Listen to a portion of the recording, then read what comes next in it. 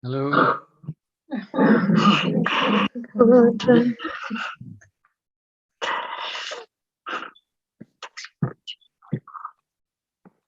I got the time difference wrong. I thought it was 3 hours, and it's 4 hours. Краджан говорит, что он неправильно понял разницу во времени. Он думал, что разница с Россией 3 часа, оказалось 4.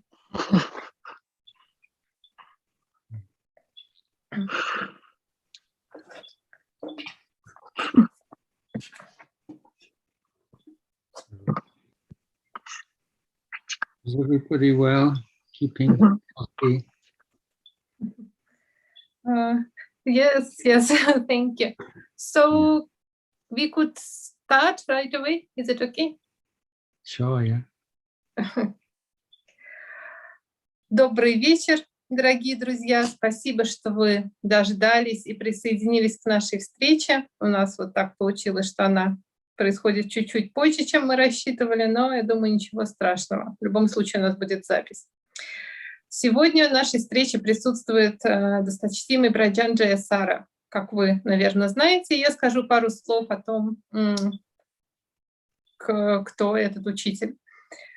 Итак, Аджан Джаясаро родился в Великобритании в 1958 году. Свой путь монашеской жизни он начал в общине Лумпосу Меда, и сначала он провел одну васу в 1978 году в качестве анагарика в Англии. И после этого он уехал в Таиланд и там принял обеты в 1980 году от досточтимого Лумпуча. Я думаю, многим из вас из местного. И Браджан Джаясаро стал монахом в монастыре в Атном-Папом в провинции Бонрачатань. Он практиковал под руководством Лумпуча довольно долгое время, и с 1997 года по 2002 год Аджан Джаясаро был настоятелем монастыря Ват-Пана-Начат, о котором, возможно, многие из вас слышали. Это монастырь учеников Аджана Ча, где проживающие монахи преимущественно иностранцы, то есть не тайцы.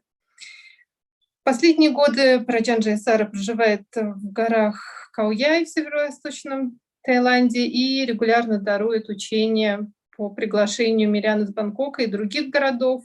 И в том числе он несколько раз даровал учения королевской семье Таиланда.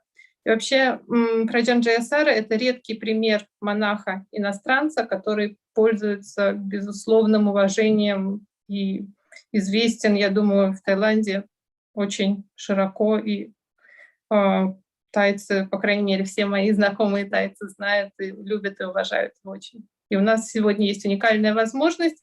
Наша встреча будет проходить преимущественно в формате вопросов и ответов. У меня есть уже вопросы, которые мне прислали, и если останется время, то вы сможете задать вопросы дополнительно, но вопросов довольно много, сразу предупреждаю.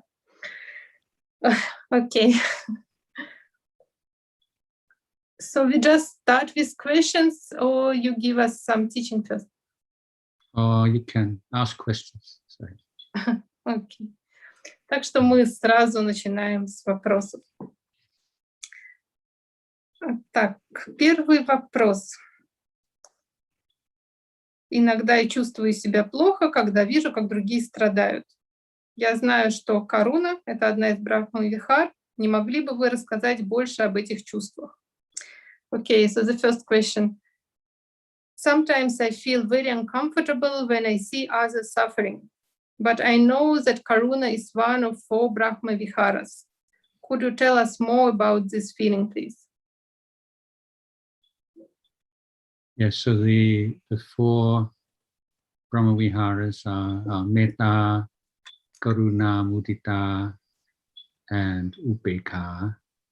And in most of the important groups of Dhammas, there will always be a place for wisdom, or a synonym for wisdom, or a virtue that plays the role of wisdom. And in this case, it's Upekkha. So Upekkha is or equanimity is not often not considered to be an emotion in the same way that loving kindness or compassion might be. But it's a balance of mind which comes through reflection on the law of karma. And it's also a sense of devotion to what is correct and appropriate. So in other words, if we want to help someone to be happy, or we want to try to alleviate their suffering, then we might be tempted sometime to cut corners, and we see this often in the case where the person who is suffering is a loved one or a member of our family, that people may be even doing things that are ethically incorrect in the name of love or compassion. But here the equanimity is that ability to maintain a stable mind and to see the big picture and to see how we should not try to help one person in a way that would affect detrimentally other people. And so being able to see the whole group, or the standards of a community, for instance, and the agreements in a community, would mean that when we practice the four Brahma Viharas together, we will say, well, I will do anything I can to help you be free of your suffering, but not in a way which would break the agreements of our community or would be illegal. So the karuna or compassion is never isolated. It's always within the boundaries of Dhamma, and what is the correct relationship according to Dhamma, and also through the recognition of karma, that our ability to help others is always limited by the karma of that person. Maybe this is too long, so I'll stop here and then I'll say some more. Thank you.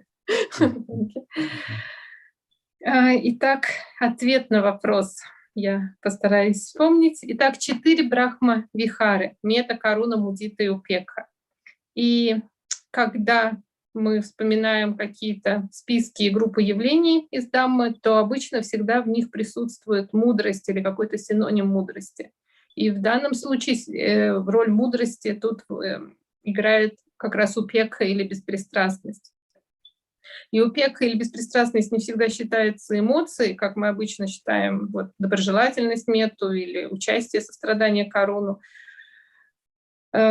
Беспристрастность — это скорее такое сбалансированное, уравновешенное состояние ума через размышления о законе, понимание закона кармы и чувство веры и уверенности в то, что действительно правильно. То есть если мы хотим помочь кому-то быть счастливым, бывает, что мы склонны как-то срезать углы, как сказал учитель. То есть мы можем делать что-то неправильное и вредное для кого-то ради нашей любви, чтобы помочь человеку, который нам действительно близок.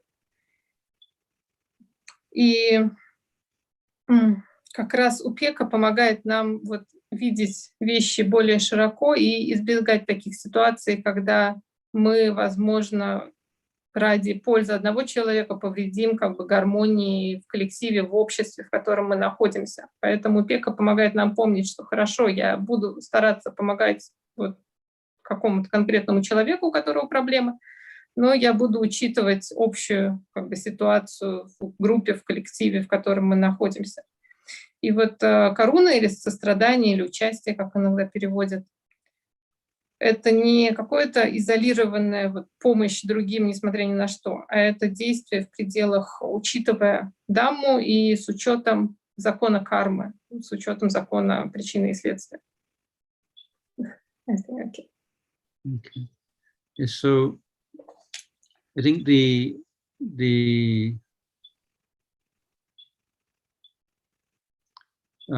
extent or the limit of one's karuna is conditioned by how profoundly we understand the nature of dukkha or suffering. And so the less we understand dukkha and how dukkha arises according to causes and conditions, then the more we are emotionally affected by suffering, in the sense that we are unsettled by it or disturbed by it in a way that is not helpful. So when I was told a story of a group of researchers from the university in America who were wiring monks and long-term meditators up to modern brain scanners, MRI or whatever, and then asking them to develop different meditation themes and seeing the variations in their brainwaves. And for instance, to see the difference between a metta brainwave and a karuna brainwave. And they were told that there was a great master of compassion living near MacLeod-Ganj, where the Dalai Lama lives in northern India, and that they should go there. So they traveled to this monk's hermitage, and he agreed to take part in the experiment. And they worked out that like the base level for his brainwaves, and then they showed him the photographs of terrible suffering to see the way that his brain would change when he saw these terrible images of human suffering. And the interesting thing is that his brainwaves didn't change, which was very unexpected result. And the reason, as I understand it, is that he said, you don't have to show me these terrible images of extreme suffering. I see the suffering all around me all the time. This is not, now suddenly I'm shown images of suffering, but it's part of my understanding of the world around me.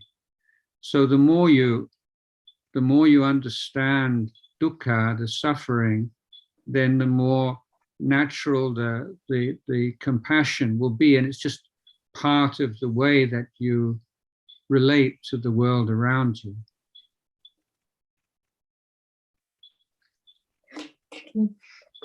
Okay, can translate. Да.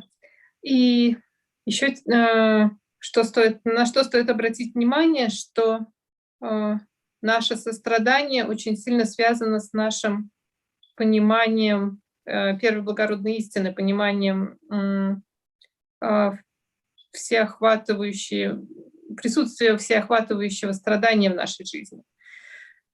То есть чем меньше мы понимаем вот эту первую благородную истину о духе, тем сильнее страдание, с которым мы встречаемся, причиняет нам какое-то беспокойство и выводит нас из состояния равновесия, и мы не можем как-то по-настоящему помочь. Раджан Джаясаро рассказывает о таком исследовании, когда западные ученые изучали проводили опыты с использованием аппаратов МРТ, изучали колебания, которые происходят в головном мозге у монахов и людей, которые практикуют уже в течение долгого времени. И они предлагали этим людям использовать разные объекты медитации, наблюдали, как это влияет на их мозговую активность.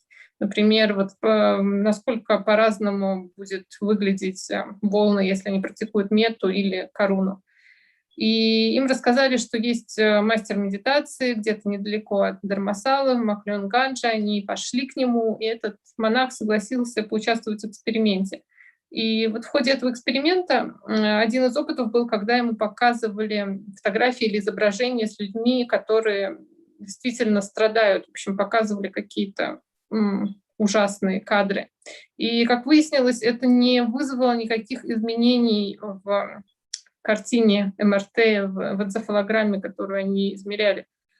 И как раз это связано вот с пониманием первой благородной истины. То есть если мы видим, что страдание по-настоящему, что страдание пронизывает нашу жизнь, что бы ни происходило, то нам не нужно видеть какие-то страшные образы, чтобы у нас возникло сострадание. То есть сострадание как раз основано вот на понимании этой истины, на понимании страдания, как оно есть.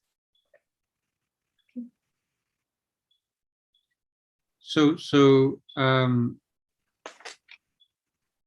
simply when we see suffering, then we naturally want to try to alleviate it if we possibly can.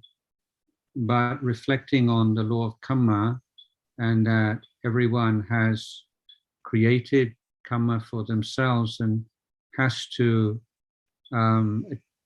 experience the results of the karma that they have created, then we are more realistic about what we can do. And when we're unsuccessful, unable to help somebody, then we rest in equanimity and upekkha. But it's important to recognize that that is not indifference. It doesn't mean we just give up. It means that we rest in our minds in the appropriate state until or if there is some change takes place, and then we can make more active efforts to try to help that person. So when we can do something, we do. But when we can't do something, then we rest in upekkha. И это природа нашего ума, что когда мы видим, что кто-то страдает, мы хотим помочь этому существу, чтобы оно избавилось от страданий. И если мы можем помочь, то мы что-то делаем. Но если мы помним о законе кармы и результатов кармы, да, или камма на языке пали, то мы знаем, что все существа подчиняются этому правилу и должны воспринимать результаты их поступков. Поэтому мы смотрим на вещи более реалистично. И если мы видим, что мы можем помочь, то мы помогаем, но когда мы видим, что мы ничего не можем сделать, то мы находимся вот в состоянии упекка или беспристрастности. Это не значит, что мы безразличны или что мы сдаемся и ничего не делаем. То есть, возможно, мы просто ждем возможности, когда ситуация изменится, и мы сможем как-то на нее повлиять. То есть если мы можем помочь, мы испытываем сострадание и помогаем другим. Если не можем помочь, мы просто пребываем в беспристрастности.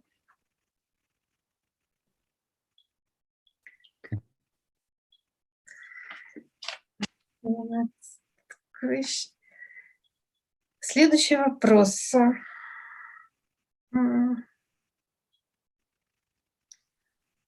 Испытываю гнев по отношению к матери. С детства сложные отношения. Все понимаю про гнев и его последствия, но ничего не могу с ним поделать. Мета не получается к матери. Что делать в этом случае? Очень болезненный вопрос, не решается годами. The next question. I feel a lot of anger towards my mother. Our relationship is very complicated since my childhood. I understand about anger and its effects, but cannot do anything about it. I cannot develop metta towards my mother. So what should I do? And this problem is very painful and I cannot solve it for years. Yeah. I think that one thing to avoid is to think you should have some special feelings and that you're bad if you don't. I mean, that's the first thing. It's the way it is, and I think most people's relationships with parents tend to be complicated rather than simple. But I think it's most helpful to reflect on the things that we can be unconditionally grateful for, beginning with the fact that simple facts that our mother carried us in her womb for 9 months, and she could have had an abortion, and she didn't. She chose to give birth to us, and from our birth onwards for many years, without our mother, we would die. Where animals can live with their parents for a few hours or a few days and be self-sufficient, but we can't. We spend many years and we depend on them for food and for clothing and so on. Also, if we didn't, without parents, it would be hard for us to acquire language. And without language, none of us would be here today. And so what I'm counseling is get really to basics, the fact that you have this very precious human life. You have this opportunity because of your parents. Your parents, you're here because of them, they're not here because of you. And you're alive because of how they looked after you when you were young. So I know many people have had difficult times, and there are neglectful parents, and there are parents who lack parenting skills, and it's better not to, I think, to be too idealistic and not to shut your eyes to things that have happened in the past and ways you feel you've been hurt, but to balance that out by keep bringing the mind back to what you have received from your parents. And the Buddha, who had this incredibly profound and thorough knowledge of the law of karma, revealed to us that we have special karmic links with parents. It's no accident that we are born with this mother and this father. We've had many experiences with them in past lives, which and we experienced the results of some of those in the present life. So it's not just complicated in this lifetime, it's been complicated for many lifetimes before. But I think generally being able to put down the resentments that we feel or disappointments that we feel in our parents and see them as human beings, flawed human beings with defilements, with insecurities, with problems, usually doing the best they can and making some mistakes, and feeling that compassion for them also.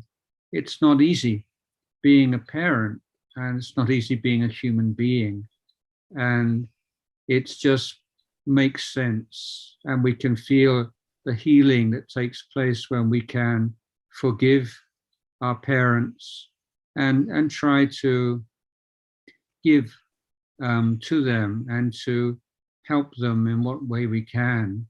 It just feels that that's the only way really to overcome the pain and the wounds of the past.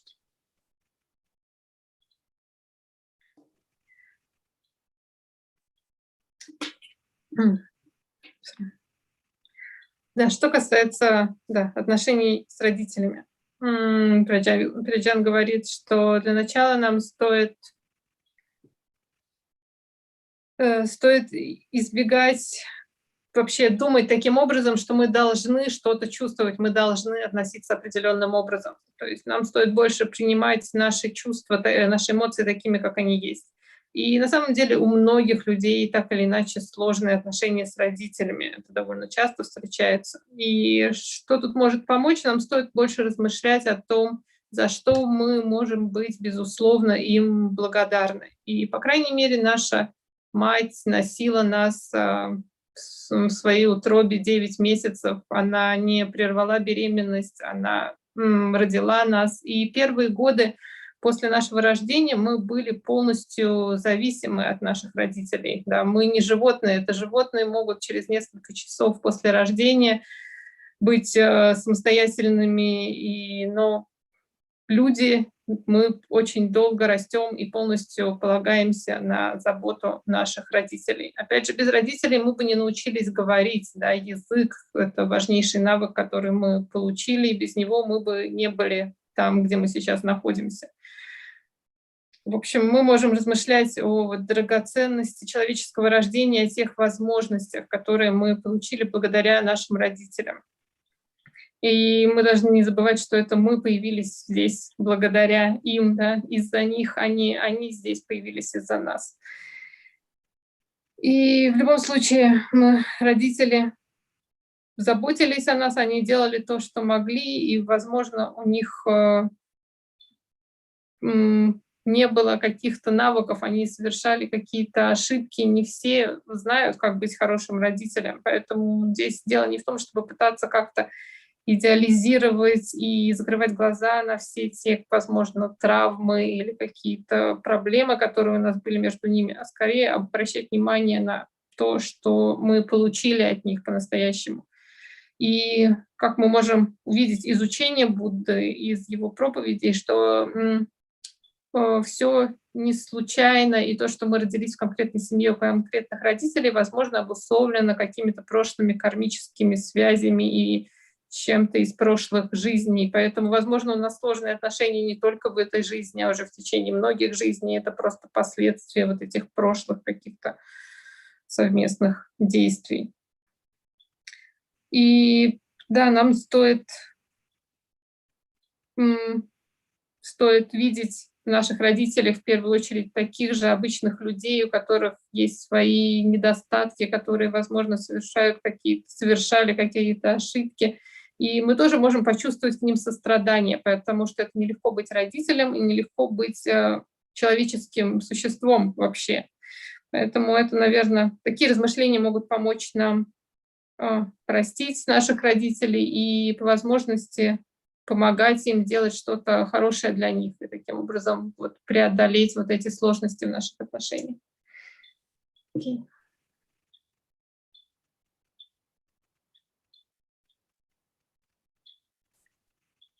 Следующий вопрос. Не могли бы вы объяснить простыми словами разницу между випассаной и самадхи? Okay, next question. Dear Ajahn, could you please explain in simple words the difference between vipassana and samadhi? Vipassana and samadhi. Well, samadhi is the stability of mind, which is the result of a continuous practice or presence of mindfulness. So mindfulness, uninterrupted mindfulness, results in stability and clarity of mind, and we call that samadhi. vipassana is seeing into the nature of things. In particular, the impermanence, the dukkha, instability, imperfection, and the not self nature of phenomena. Now, the mind without samadhi lacks the necessary conditions, necessary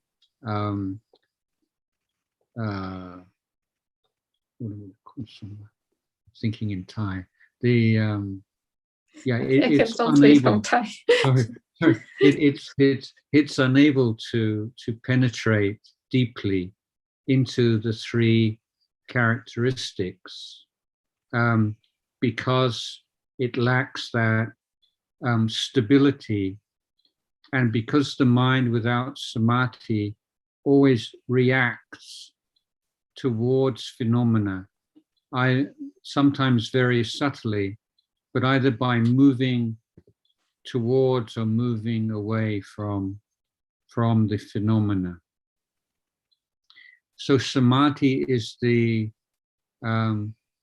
necessary cause for vipassana.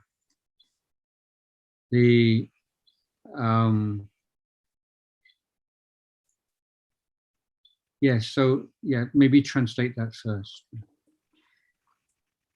Да, что касается самади и випассана, помните вопрос.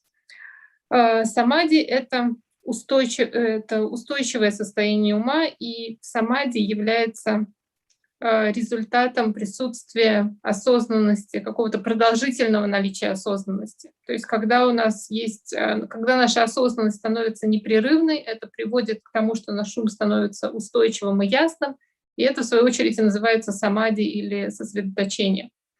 С другой стороны, випассана — это видение, это понимание природы вещей, и в первую очередь 3 характеристик. То есть того, что все непостоянно, того, что все неудовлетворительно, и того, что все безличностно. И без самади, без сосредоточения наш ум не обладает вот этим необходимым условием. То есть наш ум не может действительно глубоко проникнуть в природу вещей, особенно вот в 3 характеристики.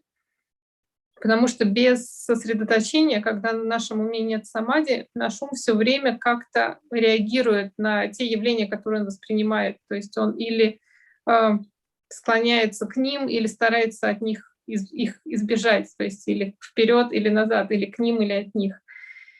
Поэтому самади — это необходимое условие для развития випассаны. So a simile here would be of an operation.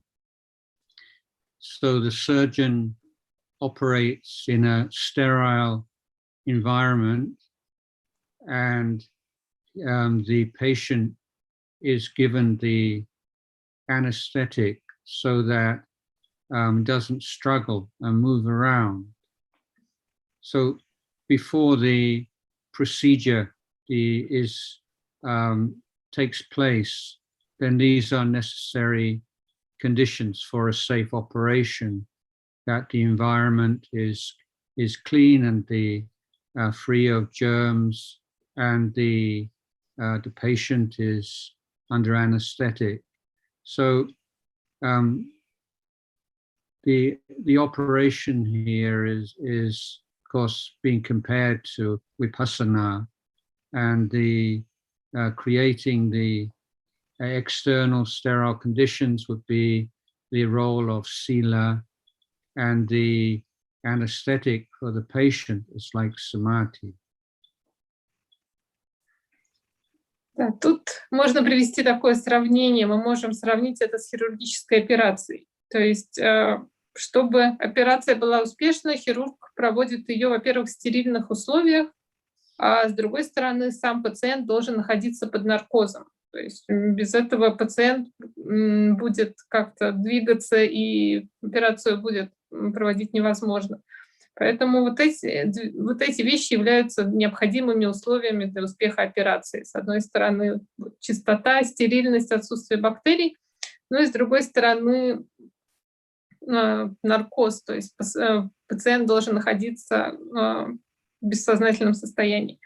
И вот в этом примере операция это випассана, да, а внешние условия, то есть вот эта стерильность, ее можно сравнить с правилами поведения, с дисциплиной, то, что называется сила на языке пали. Ну а анестезия это как раз самади или наркоз, это самади. Okay, so hold that in your minds because now I'm going to make it more complicated. In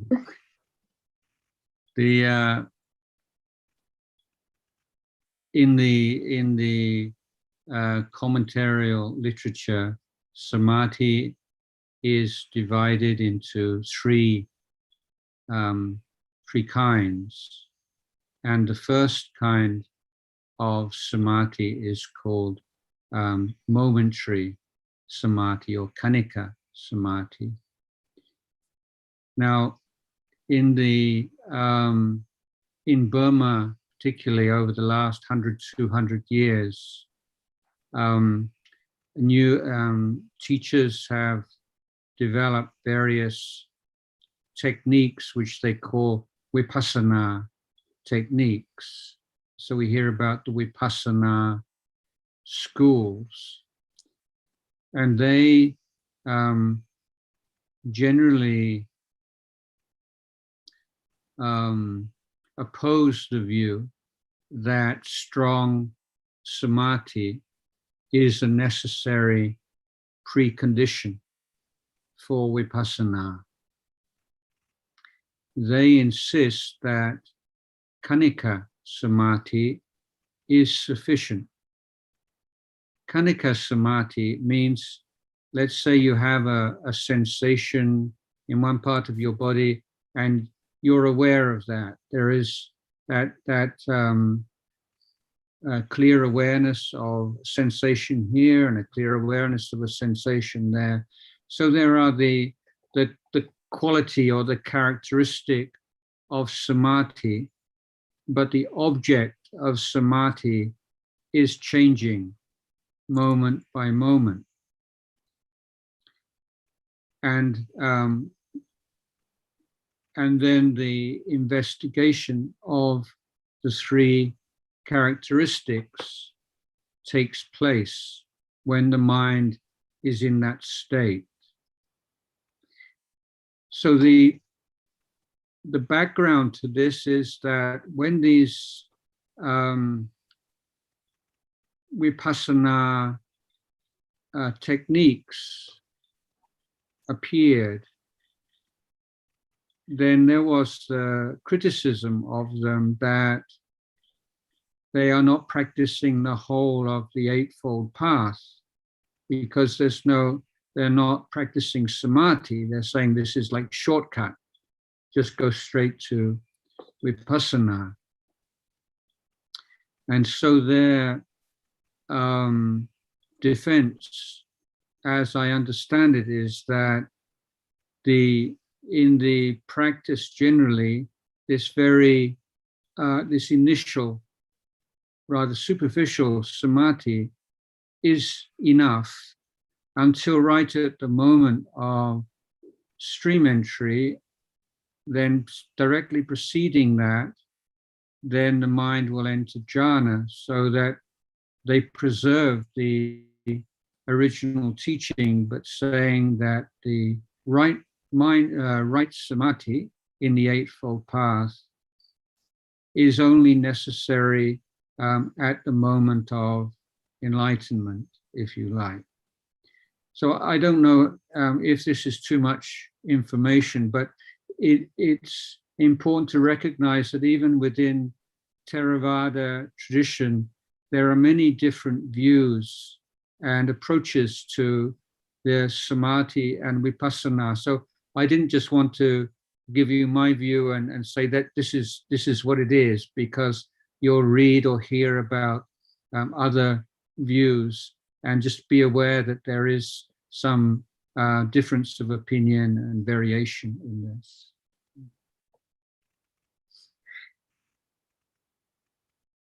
Так, помните то сравнение с операцией? Теперь немножко усложним картину. И если мы обратимся к комментариям, то есть к комментаторской литературе, которая была написана после суд, то там упоминается о 3 видах сосредоточения. И первый вид сосредоточения — это моментальное сосредоточение, что или на пали — это кханика самати. И в Бирме, особенно в последние, наверное, 100 лет, возникло несколько методов, несколько школ, когда учителя, которые использовали эту технику, называли ее випассаной. И вот эта вот бирманская випассана, курсы випассаны, которые сейчас так популярны и распространились, они основаны на таком мнении, на таком предположении, что для того, чтобы заниматься випассаной, нам не нужно сильное, по-настоящему устойчивое сосредоточение. То есть вот этого кханика самати или моментального сосредоточения будет достаточно. И вот это моментальное сосредоточение — это когда мы знаем, когда мы осознаны к ощущениям, которые происходят здесь и сейчас. То есть объект может меняться, ощущения, которые мы наблюдаем, они меняются, но каждый момент присутствует вот эта ясная осознанность. И вот из такого состояния мы можем наблюдать, можем распознавать 3 характеристики, и вот на этом как раз основаны эти методы випассаны. И, конечно, они подвергались критике, когда другие учителя говорили, что в таком методе не отсутствует правильное сосредоточение, то есть нет полного набора факторов благородного восьмеричного пути. И в свою защиту эти учителя, которые использовали метод випассаны, говорили, что глубокое сосредоточение уровня джан нужно только в момент достижения пути плода, то есть состояния сатапаны, например, если мы начинаем практиковать. То есть до этого оно не так уж и необходимо, а вот в тот момент, когда происходит вот этот момент достижения, то ум входит в это состояние, и этого достаточно. И поэтому, опять же, мы соблюдаем вот все необходимые ингредиенты благородного восьмеричного пути. И Праджан говорит это, чтобы познакомить нас с различными взглядами, потому что только и внутри одной школы Theravada есть разные мнения на этот счет. И он не хочет говорить только о своей точке зрения, он хочет, чтобы мы понимали, что, возможно, существуют другие точки зрения, и, может быть, кто-то из вас практиковал в тех методах.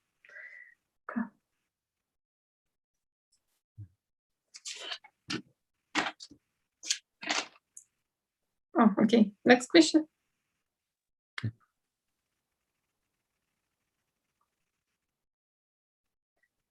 Да, следующий вопрос. Когда я медитирую, то у меня через полчаса постоянно возникают мысли, когда медитация закончится, сколько еще до конца. Я так понимаю, что в эти моменты убегаю в будущее. Как преодолеть эти мысли? Okay, next question. When I meditate just after half an hour of meditation, I have such thoughts like, when will it be over? How much more left? And so on. So as far as I understand, I run away towards the future. How to overcome such thoughts?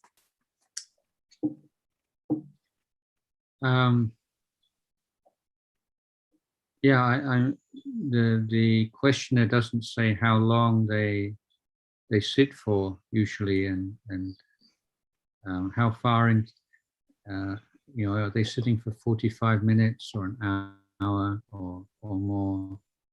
But these, I think firstly, my advice would be that before, at the beginning of the meditation, then just you need to talk to yourself sometime, and just to establish your goals and prepare yourself.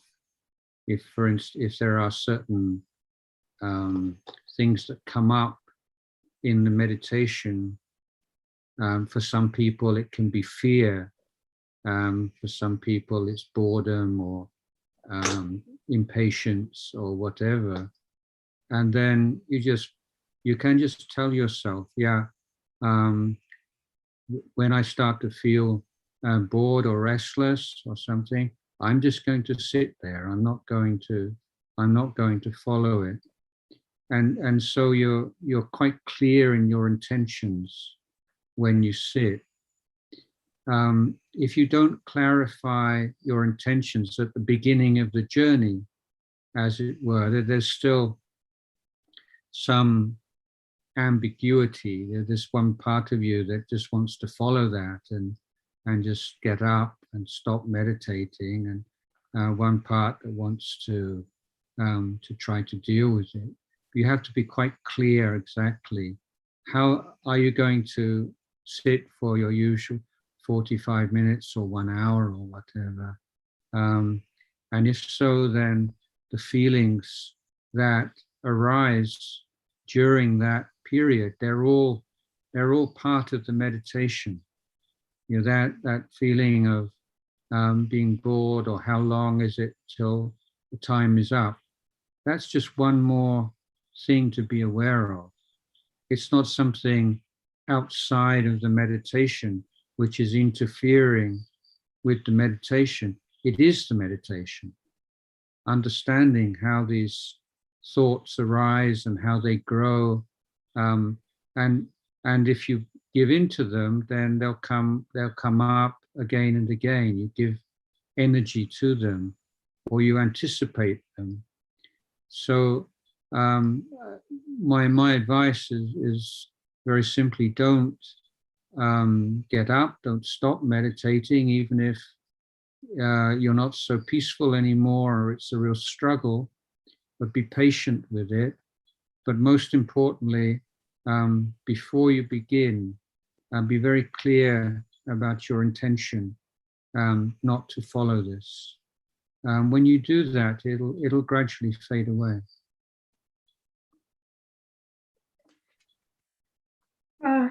Во-первых, автор этого вопроса не уточнил, как долго он обычно медитирует, или она, да, сколько по времени обычно занимает медитация. Но в любом случае может помочь, если в начале медитации мы скажем себе, мы как бы напомним себе о своих целях и подготовимся к практике. То есть мы должны как бы решить для себя, что бы ни возникало во время медитации, возможно, у кого-то возникает страх, кому-то скучно, у кого-то возникает нетерпение или что-то еще. В общем, что бы ни происходило, мы досидим до конца медитации.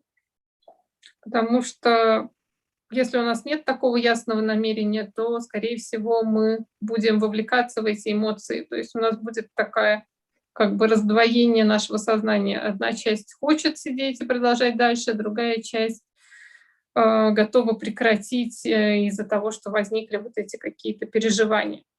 Поэтому нам нужно решить для себя и придерживаться нашего решения. И можно напомнить себе, что вот эти все переживания — это часть нашей медитации. Это просто еще один объект, который мы можем также наблюдать, как любые другие объекты. И не нужно воспринимать это как что-то, что мешает нашей практике. В общем-то, это и есть практика, и мы можем развить понимание и научиться замечать, как вот эти состояния возникают и как они проходят. И если мы не будем в них вовлекаться, если мы не будем им как-то пытаться противостоять, а будем их просто наблюдать, то они со временем становятся слабее. Ну или если мы вдруг чувствуем, что наш ум не такой спокойный, как был в начале практики, то, в общем-то, тоже ничего страшного, мы просто развиваем терпение. Поэтому вначале нам стоит зародить ясное устремление, а потом просто не следовать этим состояниям, а заканчивать ту сессию, которую мы наметили для себя.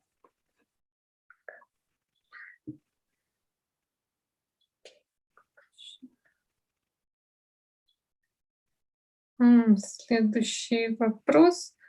Почтенный Аджан, как правильно практиковать мантру Буддо? Расскажите, пожалуйста, поподробнее. И можно ли, медитируя только на этой мантре, достичь освобождения? Next question is how to practice Buddha mantra. So could you give some details, please? And is it possible to reach enlightenment by using this Buddha technique? Well, the Buddha mantra technique has been used by many of the great enlightened masters in the Ajanon tradition. So I would say that it is a very good and effective practice.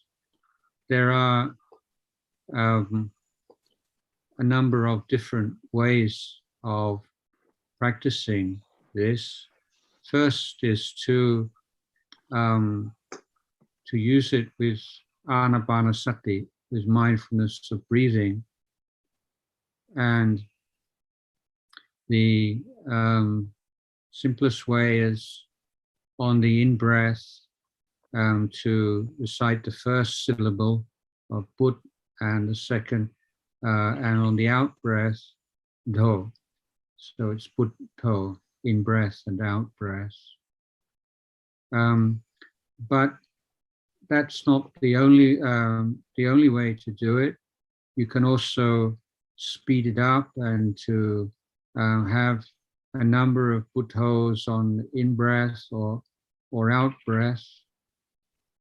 If you find that the mind won't stay with Buddha,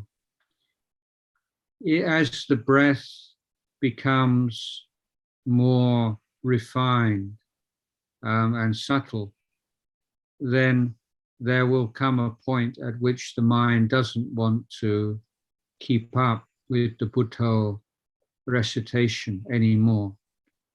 And then the Buddha is left behind and it becomes the pure anapanasati. So it's a way into anapanasati. It's a preliminary practice, but the inner verbalization after some time begins to feel rather heavy and unnecessary and is abandoned as the mind becomes calm and into samadhi. It's not necessary to link the Buddha practice to the breath. It can just be the inner recitation of Buddha without taking any interest in the breath. Then, and similarly, when the mind becomes calmer, then the recitation feels coarse and heavy and is abandoned. One thing to be careful here, there are two occasions on which Buddha is put down or abandoned. The first is simply through the hindrances taking over the mind and you forget Buddha, or the mind becomes dull. Then the second is in which case you would re-establish Buddha. But the second case is, as I've mentioned it, when the mind becomes too subtle for the recitation. The importance or value of this particular word is that Buddha is the means the awakened one. It means it's so you are in effect rehearsing the name of the state of awareness that you are trying to develop. So the meaning of Buddha is awake in the present moment, awakened and aware. So every now and again you can bring your mind back to the meaning of Buddha, and that is also a way of stabilizing it and making it clearer. So just as you could say, just as a dog goes woof and a cat goes meow, then the awareness goes buddho. It's the expression of the awareness.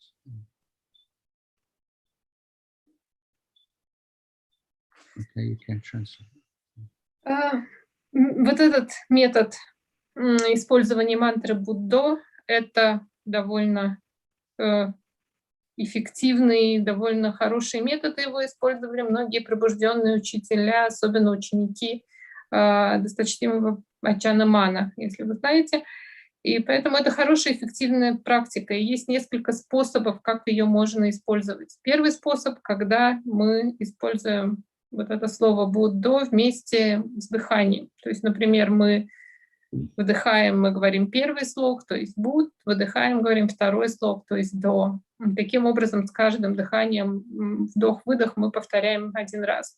Или мы можем повторять быстрее. Например, в течение одного вдоха мы можем сказать «буддо, буддо, буддо» несколько раз. В течение одного выдоха опять «буддо, буддо» несколько раз. Но в любом случае бывает, что со временем, когда наш ум становится более спокойным, наше дыхание тоже становится тоньше и спокойнее. И тогда нам уже больше не нужно вот это слово, вот это повторение, оно ощущается как что-то грубое и лишнее. И тогда его нет необходимости продолжать повторять вот это слово «буддо». Или другой способ, нам вообще-то не обязательно синхронизировать или как-то связывать повторение буддо с дыханием. Мы можем просто повторять буддо, не обращая внимания на дыхание. И опять же, тут в такой практике тоже наступает такой момент, когда наш ум достаточно успокаивается, и у нас уже нет необходимости продолжать повторять, и вот эти повторения становятся чем-то слишком грубым, и их можно оставить.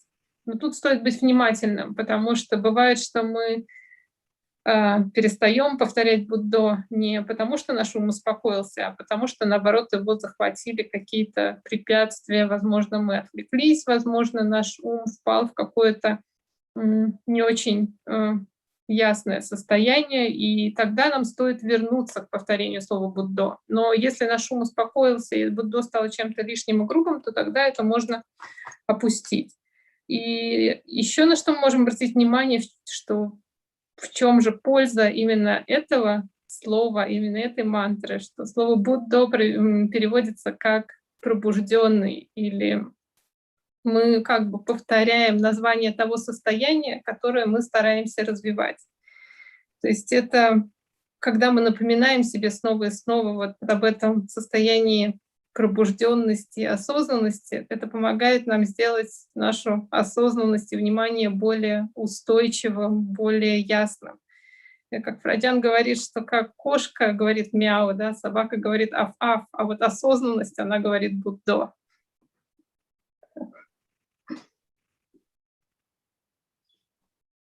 Okay.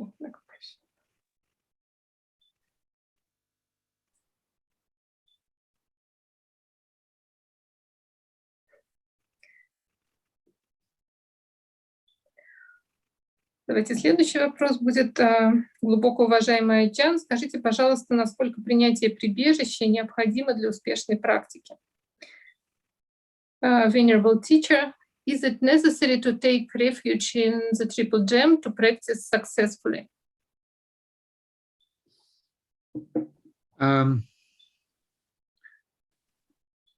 Well, it would depend somewhat on the definition of successfully and what what someone's goal in practice would be.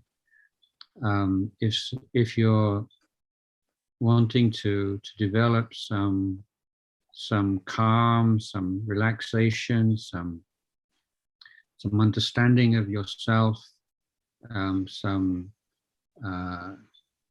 inner awareness, then perhaps not. But if you want to follow the Buddha's path to enlightenment, then I would say yes. Ну, тут все зависит от того, что мы понимаем под словом «успешно», да, что для нас успешная практика, вообще какие у нас цели в нашей практике. Если мы хотим просто практиковать для того, чтобы успокоиться, расслабиться, лучше понять себя, обрести какую-то осознанность, то тогда, конечно, прибежище нам не обязательно принимать. Но если мы хотим именно практиковать буддистский путь к пробуждению, то тогда, скорее всего, да, прибежище необходимо.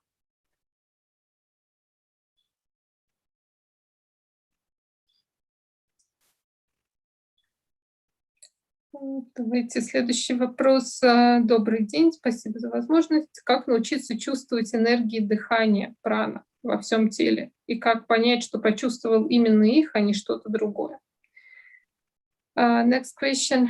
How to learn to feel breathing energy, like prana, in our body? And how to know that one feels the right thing, so this prana, and not something else? I don't know why. Why prana came up. I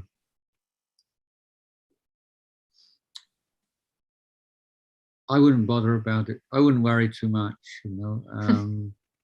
If you're interested if the person is interested in prana and those kinds of energies, then it's better to follow path of yoga and pranayama or tai chi. In fact, those things can be practiced in conjunction with Dhamma. They're not necessarily in conflict, but you know, the question being, what would be the purpose of it?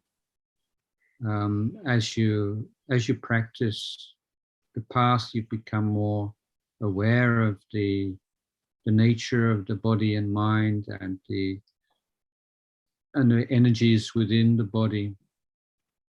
But it's noticeable. In fact, we can return to the previous question about taking refuge in Buddha, Dhamma, and Sangha, and you know the teachings on prana and the manipulation of internal energies and so on are absent completely from the Pali Canon.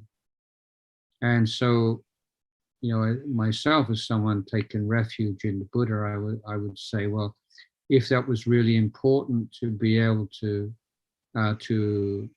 practice or to investigate, then I believe the Buddha would have made it part of the main body of teachings. As he doesn't, I don't think it's necessary, but I also don't think that it's a bad thing, and to be sometimes some problems in meditation, physical problems that can come up in meditation seem to be through blockages in energy in the body, and when our students come with those kinds of physical problems, I will often recommend that they practice yoga and practice Tai Chi or Qigong as a way of creating better energy flow in their bodies.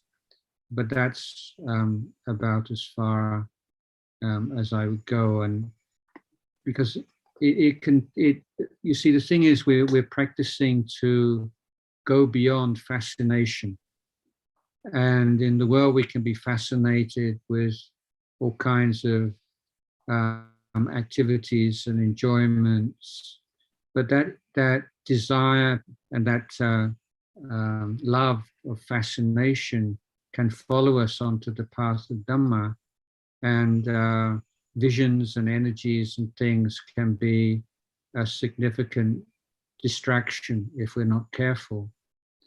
So the questioner didn't specify the reason for this interest. As I say, if there are recurrent physical problems coming up in meditation, maybe the body shaking around a lot or things like this, then it might be worth pursuing.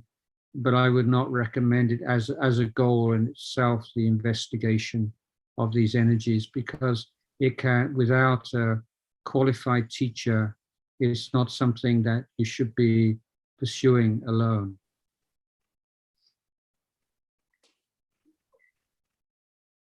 Во-первых, Праджан говорит, что он бы не стал слишком сильно волноваться на этот счет. И если вы действительно хотите изучать такие вещи и понять, как работают энергии, то, наверное, имеет смысл заниматься такими вещами, как йога, да, где есть пранаяма, тайчи, чигонг, которые непосредственно работают с энергиями. И, в общем-то, такая практика не обязательно прямо-таки противоречит практике дхаммы. То есть их, в принципе, можно совмещать. И, опять же, это нас возвращает к предыдущему вопросу. Все зависит от того, какая цель нашей практики. И вот, с одной стороны, чем больше мы практикуем, тем больше мы начинаем видеть наше тело и наш ум такими, как они есть, и мы можем начинать замечать вот эти вот энергии.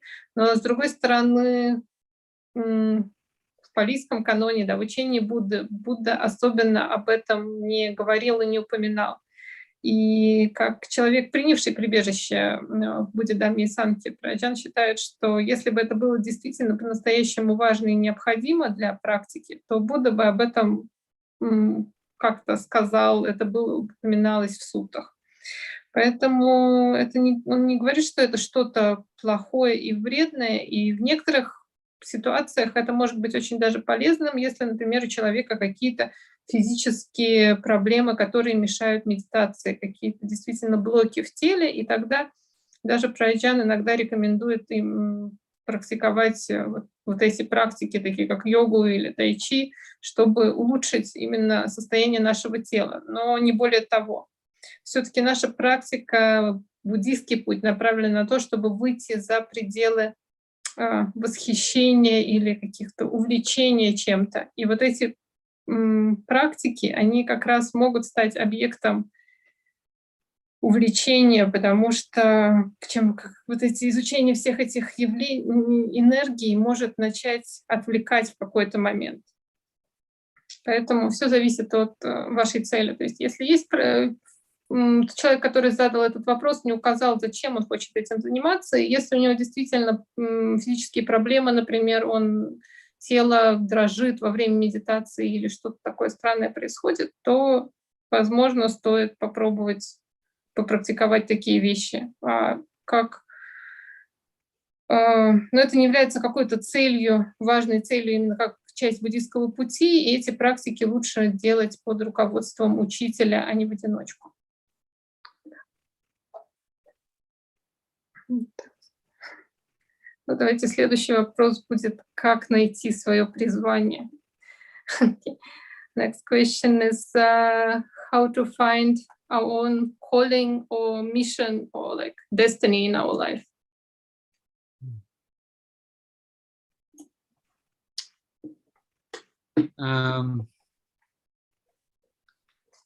Yeah, I mean, it's a very common idea, isn't it, that we have some special fate, or we'll find our passion or our dream, and a lot of people feel very insecure. I speak with a lot of teenagers who are really worried there's something wrong with them because they don't have a real passion, and they're looking for their passion and they can't find it, and they think that there's something wrong with them. But I think the truth of the matter is that very few people identify something as their passion, their fate, their way, and then pursue that for the rest of their life and are successful in that. That in many cases, the passion comes afterwards, comes through applying yourself to something with sincerity and dedication, if that thing is very a good and a noble thing, and you apply yourself well to it, then the passion arises afterwards. So it's not there waiting for you. It's also conditioned by what you put into it. Maybe there are people who find something. Yeah, this is exactly what I want to do, and this is it. And but I think those people are in the minority. Very fortunate people. But it's more a case of being aware of the things that are not good, not useful for you, and steering away from them. But then finding something which seems to be good enough. And generally the rule of thumb the Buddha gave us, the very simple, is if the akusala dhammas, the unwholesome dhammas, decrease and the wholesome dhammas increase as a result of that path or that relationship, but then that's a good way to go. And if the opposite is true, then that's something to avoid. So I don't think that you can ever know. In my monastery, we used to have people come, and people will come and they say, I come here, I want to be a monk for the rest of my life. And we have been around for a while, we would just sort of shake our heads, and we didn't actually bet. We're not monks, we're not allowed to bet, but we say, how long do you give him? I say 3 days a week. Because it tend to be the most kind of passionate and idealistic ones who are most unrealistic about what it really takes to be successful. And so they're so high and so inspired that when they come down from the inspiration, it's unbearable. So, what you might have a passion for and feel this is your fate at the age of 20 might not be the case at 25 or 30 or 40, and things change. So it's better to follow a path in which you take kusala dhammas and akusala dhammas and their growth or their decline as your standard.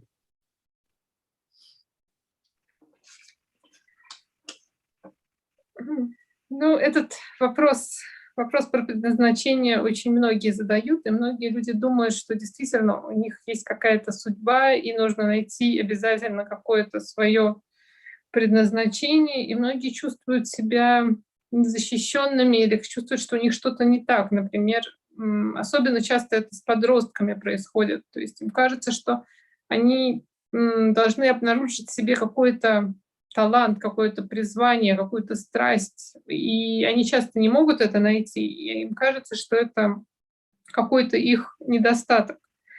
Но на самом деле мало кто по-настоящему, во-первых, считает, что у него есть какое-то признание, еще меньше людей, которые выбрали что-то одно и занимались этим, с самого начала поняли, что это и есть их дело, и всю жизнь провели, занимаясь именно этим. И во многом те люди, которые все-таки обрели свое предназначение, какое-то свое призвание, которое им действительно устраивает, это не просто как-то случайно произошло, не просто они что-то взяли и нашли, а это основано на их отношении. То есть они выбрали какое-то дело и по-настоящему посвятили себя ему. И вот за счет этого этот их путь стал их призванием. И чтобы выбрать такой путь, в первую очередь нам стоит знать, что действительно полезно для нас, что действительно хорошо, и, по крайней мере, избегать того, что по-настоящему плохо и по-настоящему причиняет нам вред. И тут можно руководствоваться таким простым правилом, что нам следует заниматься тем, во время чего наши неблагие состояния становятся меньше, а благие состояния ума возникают больше. И если это так, то как раз этому пути нам и стоит следовать. И Праджан говорит, что вот даже в монастыре часто бывало, что приходили люди, что кто-то приходит и говорит, что он хочет стать монахом на всю жизнь. И более опытные монахи между собой, конечно, они не могут делать ставки, но они между собой обсуждают, что ну сколько ты ему даешь? Ну, я, наверное, 3 дня, а может быть, неделю. Потому что те люди, которые такие очень вдохновленные, очень воодушевленные, у которых очень большие какие-то ожидания, то когда что-то идет не так, как только они спускаются, так сказать, с небес на землю, то они, как правило, уже не могут продолжать то, что начали. И опять же, наше мнение, наше отношение к таким вещам все время меняется, и то, что нам в 20 казалось нашим предназначением, может измениться со временем. Вот поэтому, чтобы действительно обрести какой-то путь, какое-то призвание, вот стоит обращать больше внимания на вот кусала и акусала дамма, то есть на наши благие состояния ума и неблагие состояния ума, и делать так, чтобы благие состояния развивались, а неблагие состояния становились меньше.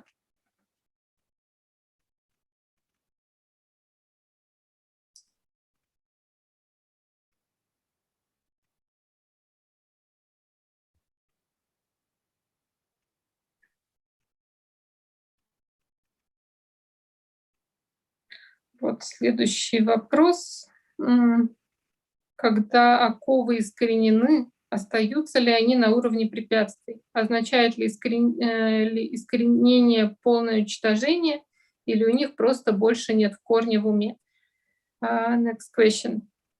If fetters are uprooted, do they remain on a hindrance level? Does uprooting mean full elimination, or just that they don't take root in the mind anymore? I'm not sure. Sorry, I missed that. Can you repeat? Yeah, that? I'm not sure that I understand it. So if fetters are uprooted, do they remain on a hindrance level? So does uprooting of hindrances means that they're fully eliminated, or I don't know, or they just don't take root in the mind anymore? It came in English. So it's something about fetters being uprooted. Yeah, okay. It's for people not familiar with the technical terms. So defilement means all that which clouds and obscures the wisdom of the mind and the peace of the mind. But there are many different ways that the Buddha talked about defilement, and there are many different groups of defilements that were mentioned in different contexts. So the fetters are a group of 10 defilements, and this was the group that the Buddha would refer to when explaining the realization of the different levels of enlightenment. So in explaining stream entry, the first level of enlightenment, the Buddha explained this as being the abandonment of the first 3 of the 10 fetters. Of those 3, the essential, the most important one is called Sakaya Ditti, which is the view or the belief in that the body and mind are self, or belong to self. And when that is abandoned through insight or vipassana, then 2 other fetters also disappear. One is attachment to particular practices, particular rituals and observances. And the third is doubt about the practice leading to enlightenment. And so then the Buddha explains how the further fetters are abandoned at each stage of enlightenment. So I won't go into that now.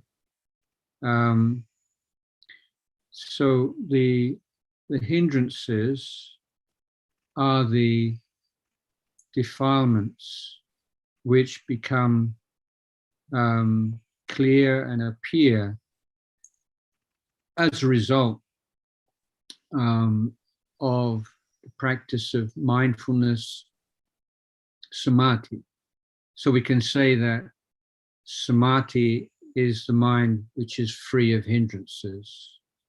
So with hindrances in the mind, there is no samadhi, there is no vipassana. So the practice of meditation is essentially practice to take the mind beyond the hindrances. The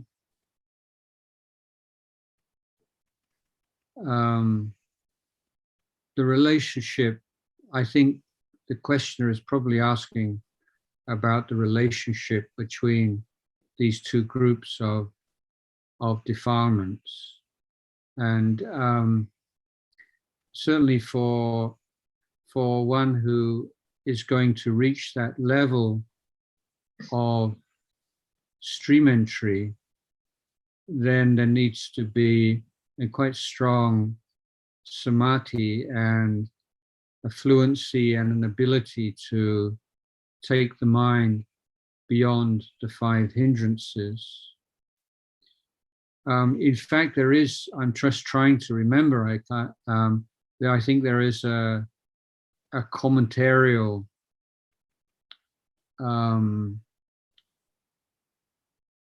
there is a commentary in which these two are related, that at each stage of enlightenment, what hindrances remain, or the potential for which hindrances remain. Unfortunately, I can't remember it right now. Maybe a bit too late at night. So I'll have to pass on that one. But I'm not always that confident in the commentaries when they try to tie up all the loose ends and make everything fit together in a nice pattern. It doesn't always, it's not always so convincing anyway. Yeah, maybe I'll leave that answer there. Так, я приношу свои извинения, я не до конца понимаю этот вопрос. Я старалась его прочитать. Про Аджан тоже, по-моему, не до конца понял, в чем суть вопроса, но тем не менее он даровал нам довольно ценное объяснение. Вообще, когда мы говорим о загрязнениях ума, неблагих состояниях, то это любые состояния, которые как-то замутняют нашу мудрость, наше понимание. И Будда объяснял их различными способами и приводил различные списки, различные группы, которые имеют значение в разном контексте. И вот когда мы говорим о 10 оковах, я опять же извиняюсь, если я неправильно перевожу на русские термины, я, к сожалению, не сильна.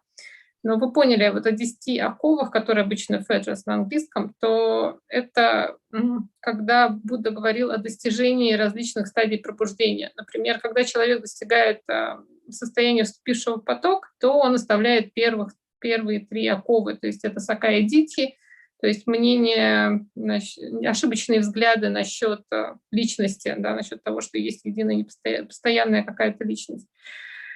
Это привязанность к практикам и ритуалам, которые не ведут к пробуждению силабата прамаса, это сомнение в учении. И, соответственно, когда человек достигает следующей стадии пробуждения, там тоже следующий из этого списка оков он оставляет.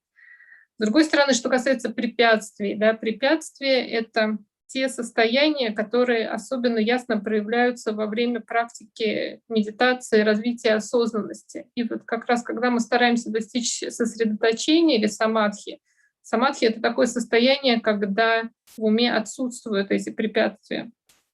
Поэтому пока в уме еще присутствуют те или иные вот из 5 препятствий, то значит нет состояния самадхи, и, соответственно, випассана невозможно, как Раджан говорил раньше. И как раз медитацию можно условно назвать, что это путь преодоления, когда мы учимся справляться вот именно с этими 5 препятствиями. И если говорить о взаимосвязи между этими двумя группами, то если мы говорим о достижении состояния вступившего в поток, да, сатапаны, то нужно приложить довольно много усилий, чтобы развить сосредоточение, то есть нужно научиться справляться с препятствиями. Ну и если человек достигнет, то он, соответственно, оставит соответствующие оковы, о чем мы говорили. То есть эти оковы больше не будут беспокоить его ум. И в комментариях, наверное, можно найти списки, где говорится и объясняется, как оставление препятствий, именно вот этих 5 препятствий, связано с достижением разных стадий пробуждения. Но это не, как бы Праджан это не помнит на память, и он говорит, что он вообще не очень любит вот эту комментарии и вот эту традицию, когда все очень четко классифицируется и все стараются как-то один список привести к другому списку и все как-то подогнать одно к другому.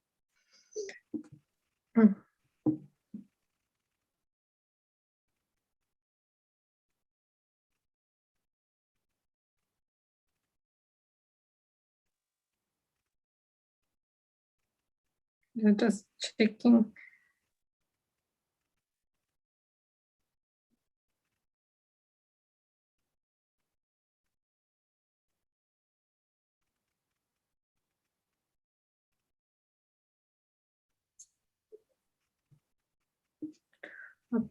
Еще был вопрос, что такое последнее, наверное, воплощение души на земле. Если такое, если да, то что это значит?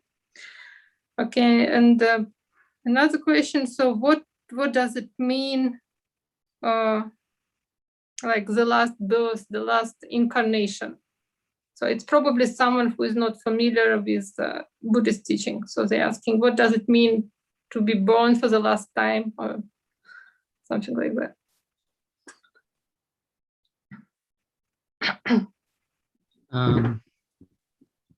So as we understand the teachings of the Buddha, that we have been born many times, an uncountable number of times, and the engine of this process of endless rebirth is the lack of understanding of the true nature of things.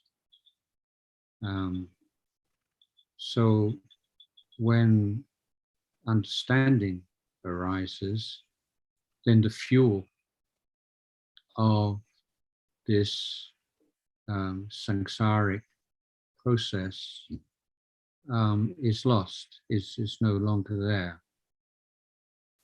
And so we are no longer born into the different realms of being. So this is not a teaching, a nihilistic teaching to say that there is nothing, but it's also not saying that there is something. It's beyond language and understanding. But I think that for most people, the idea of cessation is not particularly inspiring. And the way I would like to talk about it is, we can look at this samsaric wheel in the sort of the macro terms of being born and dying and being reborn. but we can also look in the microcosm in the daily life. So we are being born and dying many, many times every day. So we're being born as a selfish person, or as an unselfish person, or as a greedy person, or as an angry person, or as a jealous person, or as an anxious person. So that arising of identity and self-consciousness is arising again and again and again, huge number of times every day. And so if you say, well, let's say today you could experience the cessation of being born as an angry person, and a jealous person, an anxious person. And I think in terms of like one day, the idea of cessation can be quite attractive. I mean, that's really what it is. It's not being born as a particular personality and as a particular self. So it's the end of rebirth of self, of me and mine, and all that comes along with it.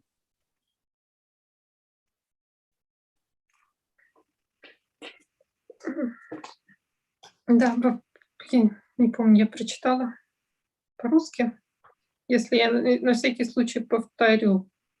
Вопрос был про последнее воплощение на Земле, последнее рождение, если такое, что это значит. И Раджан говорит, что насколько мы понимаем, как обстоят дела, то с точки зрения буддийского учения мы рождаемся и умираем много-много раз. То есть это уже бесчетное количество раз мы находимся в колесе сансары, так сказать, и за одной смертью следует новое рождение. Это повторяется снова и снова. И причина вот этих бесконечных перерождений — это отсутствие понимания истинной природы вещей. И как только такое понимание, мудрость возникает, то у нас больше нет топлива, да, для вот этого процесса перерождения в сансаре, и этот процесс прекращается. Но это не какой-то нигилистический взгляд, что больше ничего нет. На самом деле, скорее это про то, что происходит, будет что-то за пределами нашего понимания, за пределами наших представлений. Но, конечно, для большинства обычных людей вот эта идея о прекращении существования может казаться чем-то не особенно вдохновляющим. Поэтому, конечно, да, с одной стороны, мы можем смотреть на нее вот на таком большом масштабе, в масштабе сансары, в масштабе отдельных жизней, но мы можем посмотреть это и в более маленьком масштабе. И в нашей обычной жизни мы тоже можем увидеть, что в течение одного дня мы рождаемся в качестве жадного человека, рождаемся в качестве злого человека, рождаемся в качестве завистливого человека или беспокойного человека. В общем, у нас все время возникает какая-то новая идентичность, связанная с состоянием, которое мы испытываем. Это происходит тоже много-много раз в течение одного единственного дня. И вот в течение одного единственного дня вот эта идея о прекращении такого существования может уже показаться чем-то более полезным, более привлекательным. Потому что мы можем ее испытать, мы можем ее почувствовать, когда мы не отождествляем себя с какой-то вот из этих идентичностей, из этих состояний.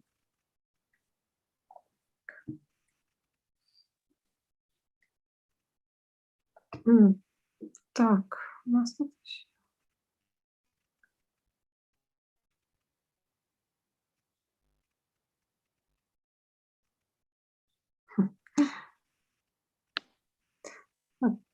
Тут давайте еще тогда буквально пару вопросов, потому что, мне кажется, уже совсем поздно. Если личности нет, то что и кто тогда перерождается? Another question: if there is no personality, no person. So what is getting reborn again and again? There is a person, obviously, but it's not really what we think.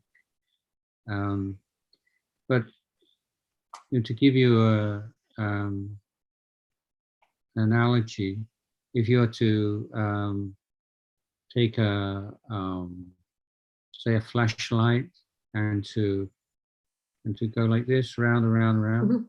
and it seems like it's a circle. We see a circle of light, but it's not actually a circle of light. It's because of the speed with which the flashlight is being revolved. So we can say there's a circle, and that's reasonable to say that. That's how it appears, and then we can be more precise or scientific, if you like, and say, well, actually, it's just an optical illusion. There's no real circle there. So the self is something that seems to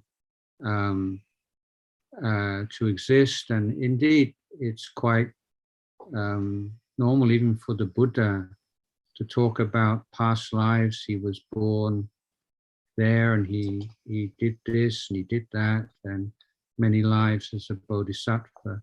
So we have to use that kind of language. But when we look within ourselves and look more closely, we cannot find a single permanent, independent entity, which is me, that acts and is acted upon. So it's the self is a social fiction. It's a convention. It's an agreement.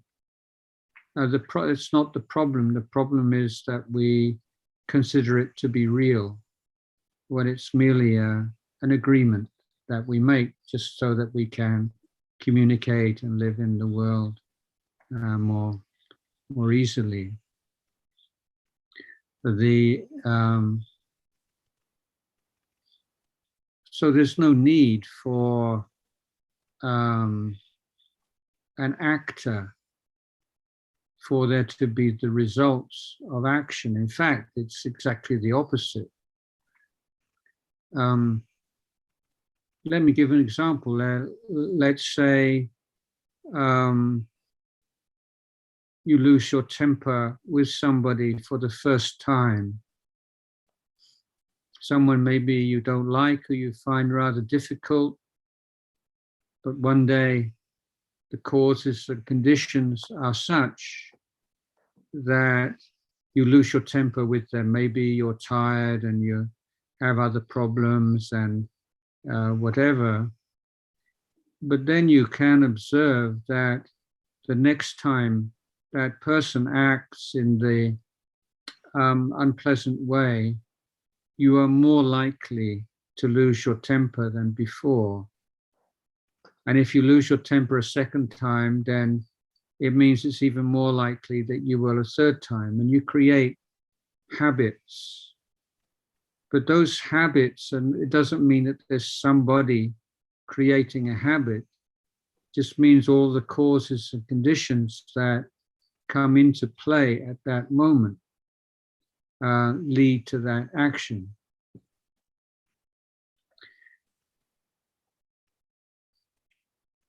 So we can see cause and effect in nature without having to assume that there is somebody making the rain fall or the grass grow. You know, these are natural processes, and this is why I think, if you think about it, if you have an idea of an entity, a self, who acts, then rather than explaining causality, it actually makes causality impossible to understand. Okay, sorry, maybe a bit difficult to translate. Дело не в том, да, насчет того, что перерождается. Да? Дело не в том, что нет никакой личности. Проблема в том, что личность или существо, да, или я — это не то, что мы привыкли считать. То есть если, например, мы возьмем фонарик, да, и будем его быстро вращать, то это будет выглядеть как будто круг света. И ничего как бы так неправильного нет в том, чтобы сказать, что вот мы видим круг, да. Мы его действительно видим, но на самом деле мы понимаем, что это просто оптическая иллюзия.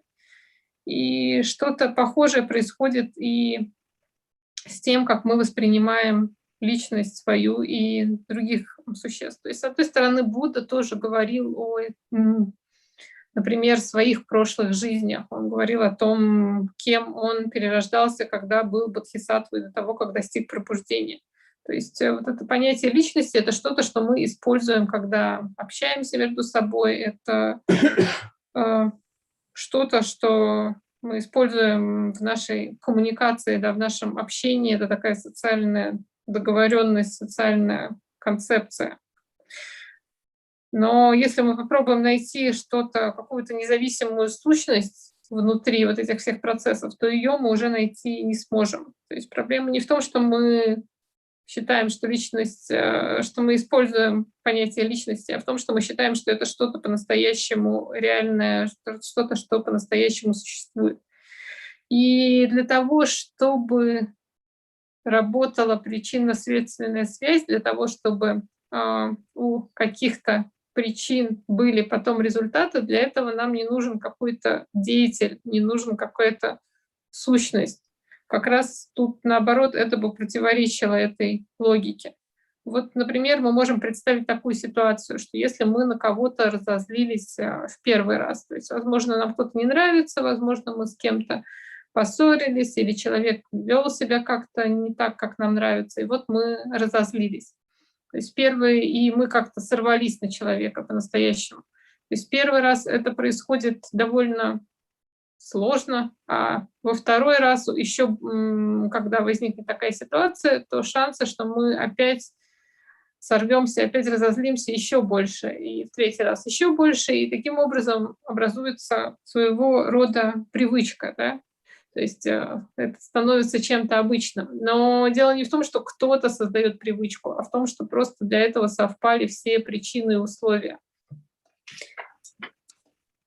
И да, для того, чтобы вот эта причинно-следственная связь существовала, как раз нам не нужно во всем искать какое-то существо, да, для того, чтобы росла трава, для того, чтобы шел дождь. Все это происходит само по себе, это все часть природы.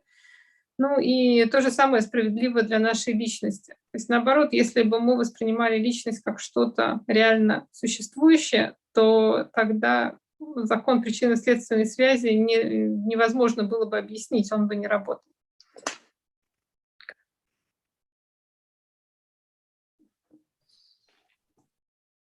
I think maybe one more question, and then I think.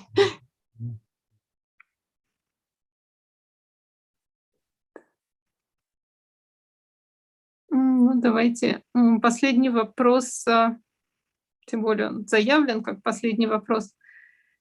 Что нам следует делать в момент смерти в соответствии с учением Theravada? Okay, so maybe the last question: what should we do when we are dying, according to Theravada Buddhism? What should you do when we are dying, in the time of death? Yeah, okay. Well, first of all, I mean,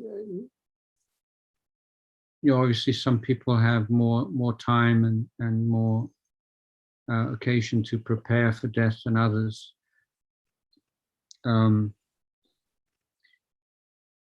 because you want to free the mind from all kinds of anxieties. So whether they're financial anxieties, anxieties about children and well, family matters, and you don't want to have your mind still being distracted by thoughts about things that still need to be done and still be a problem for other people. So that's something, if you are helping to look after someone at the end of their life, then it's good to try to discover if they do have any concerns and worries for family or for property or forever, and try to put their mind at rest about those things. Don't worry, we can look after that, it's no problem. And so that would be the first thing. Let me answer the question in terms of someone who's a carer or someone who is with somebody at that time of life. Then if that person is a Buddhist, then in Thailand, then like an old lady I know who's a close supporter of mine, for the month or so before she died, a whole family, extended family, would come every evening for a period of chanting and meditation with her.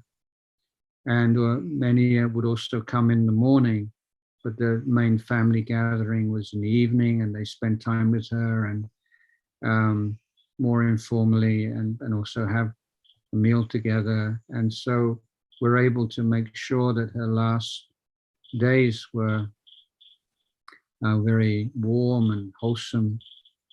And it was also a very good teaching to the younger members of the family to see how someone Buddhist can leave the world in this beautiful way without all the sort of the struggle and the fight against death that is common in hospitals. And the so if someone is a meditator and meditates, tends to then for family members to sit and meditate with them, or to play Dhamma talks, or to read to them, and so they have some very positive input at the last part of their life. Often monks will be invited to visit and to give some encouragement.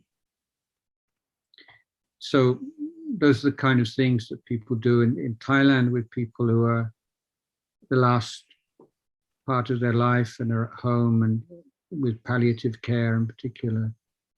For someone who's approaching death, then, as they say, it's getting ready to let go of everything and preparing for the next life, and to put the mind in as wholesome a state as possible. If there is physical pain and physical discomfort, and meditation is not possible or difficult, then I would suggest a recollection of the good things that you've done in your life, the things that make you very proud and happy. And they can be meditation objects, bringing up joy in the mind, calm in the mind, in a way maybe that the breath meditation or other meditations cannot. So that sense, recollection of the goodness that you've done in your life, gratitude meditation, these things are very helpful right at the end. But the overall attitude is one of, just letting all this go and preparing for the next challenge ahead.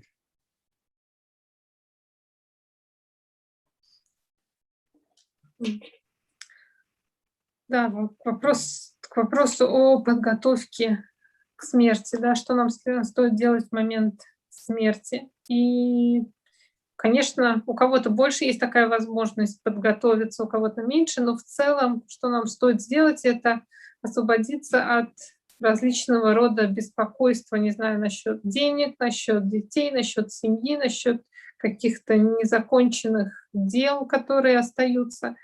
Поэтому, если вы находитесь рядом с кем-то, кто находится при смерти, как вам кажется, то, возможно, стоит постараться выяснить у такого человека, что его беспокоит, какие мысли его тревожат, и постараться его как-то успокоить, объяснить ему, чтобы он не волновался, и что вы как-то сами справитесь и с тем, что останется после него. И опять же, если умирающий человек является буддистом, то семья тоже может его поддержать. Вот в Таиланде часто есть такая традиция. Праджан говорит, что когда умирала одна из его спонсоров, то в последние недели или месяцы ее жизни вся ее родня собиралась по вечерам, они вместе читали чантинг, вместе медитировали, ну и потом продолжали уже в более неформальной обстановке, может быть, ужинали вместе, общались вместе. И, с одной стороны, это было полезно для той женщины, жизнь которой подходила к концу, но это было еще хорошим учением для молодого поколения, потому что люди могли увидеть, что можно умереть вот таким образом тоже, что это не обязательно должно быть среди какого-то беспокойства и борьбы, как это обычно происходит в больнице, а может происходить вот так более спокойно и своего рода красиво. Опять же, если этот человек знаком с медитацией, то, возможно, стоит ему как-то медитировать вместе с ним, можно включить ему записи дхамматоков, можно почитать ему дамму. Ну, в общем,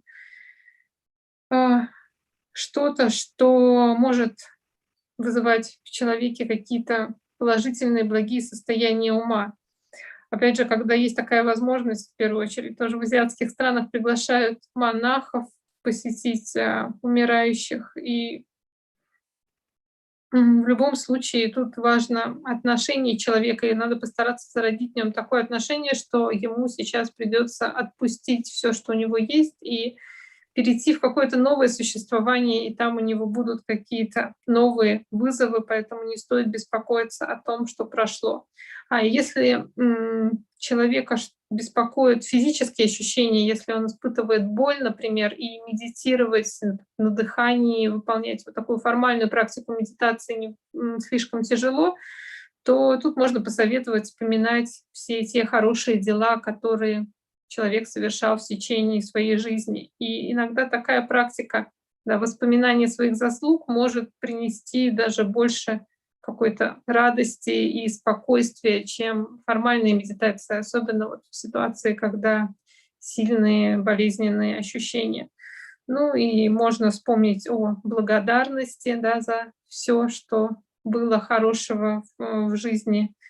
Но главное, самое главное — это вот это отношение, что все равно придется отпустить все, что мы имеем. Okay. Any last recommendations for us?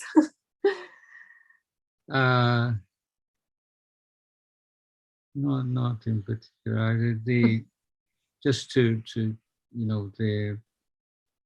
I emphasize the kind of the emotional preparedness for death, but the accompanying that is the wisdom of constantly looking at the five khandhas and the body and the mind is not self. This body is not self. It's just the four elements. All of that which dies is not self. There's nothing true and real which dies. And keep putting down attachment to the five khandhas. And that's something to be done every day of life, and be preparing for death at every day, because it can come at any time, as you know, and is so apparent in the world today, that we cannot take anything for granted. So yeah, so be sincere and earnest in your practice, because you can take nothing for granted. That would be my final words. И напоследок Раджан еще раз хочет напомнить, что с одной стороны, даже вот в этом разговоре о смерти, с одной стороны, наше эмоциональное, да, отношение тут важно, то есть то, что мы не стараемся все, что человеку стоит стараться все отпустить в такой ситуации. Но тут еще важно или нужно постараться развивать мудрость и правильное понимание и видеть, что на самом деле это то тело и тот ум, да, которые умирают, они не постоянно, тут нет никого, кто по-настоящему умирает, это просто тело и ум. И на самом деле это практика, которую нам стоит делать каждый день. Во-первых, мы не знаем, когда наша жизнь подойдет к концу. Никто нам ничего не может гарантировать, никто нам не может ничего обещать. И если мы развиваем мудрость таким образом, если мы обращаем внимание на 3 характеристики, если мы видим, что все непостоянно, что все неудовлетворительно и безличностно, то это помогает нам создать правильные отношения, и мы понимаем вот эту неопределенность нашей жизни. Okay, so yeah, say good night. It's quite late for me tonight. Да, это уже довольно поздно в Таиланде, поэтому Праджан теперь желает нам спокойной ночи или приятного вечера, смотря что у вас. Yes, we just want to express our gratitude that you find time and you join us even so late at night, and I hope we don't disturb you too much. And I hope we will have another chance someday. No, I really want to support your group and help in whatever way I can. So, no, you're very welcome, and we can do this again. Okay, thank you very much. И я благодарю от лица всех собравшихся Праджана, и я попросила, чтобы у нас еще была такая возможность, и Праджан сказал, что он очень рад нас поддерживать, и он постарается найти время и ответить на наши вопросы или поделиться своими знаниями с нами еще раз. Okay. So, good night.